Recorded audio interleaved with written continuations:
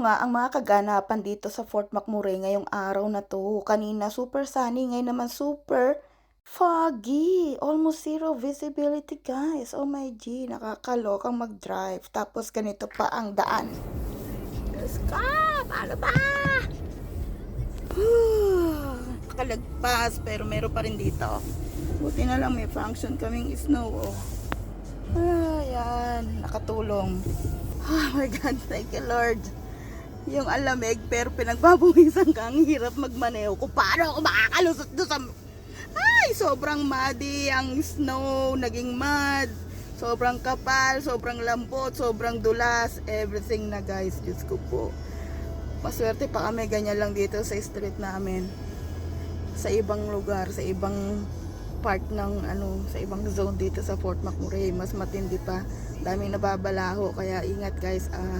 Worried ako kasi wala pa si Joaed. Sana makalagpas siya dun sa may street namin sa pinakabungad kasi ang lalim, ang dulas. Ako nga may function na ng snow tong car ko. Iba pa yung traction nito. Nahirapan ako. How much more yung isa naming sasakyan. Luma na yun at mas mababa.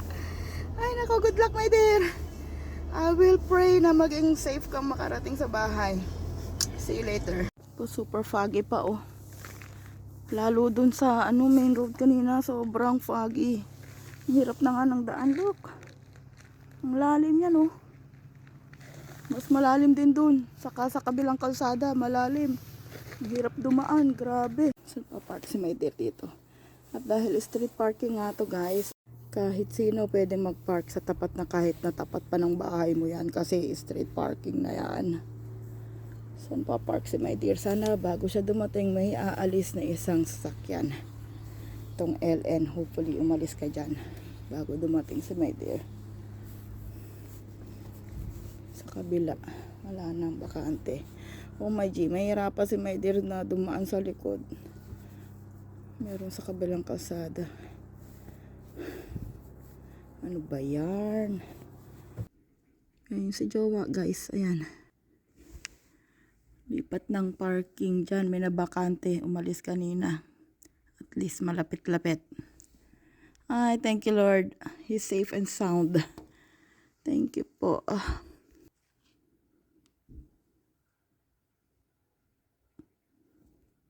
Thank you Lord. Safe po kaming nakarating sa bahay. Talagang sobrang kakaloka ang daan. Sana malinis na ang lahat ng daan. Ang schedule ng winter maintenance dito sa street namin ay sa Thursday pa. Kaya may 2 days pa kaming sacrifice. Hay nako. Mula nung nag-snow nitong winter na to, hindi pa nasuro yung street namin. Ilan lang ang mga yan sa mga nabalaho. Hindi makaalis. Sobrang hirap mag-drive sa ganyang kapal ng snow. Oh. Ingat-ingat na lang po tayo. Thank you all for watching. I love you all. Mwah!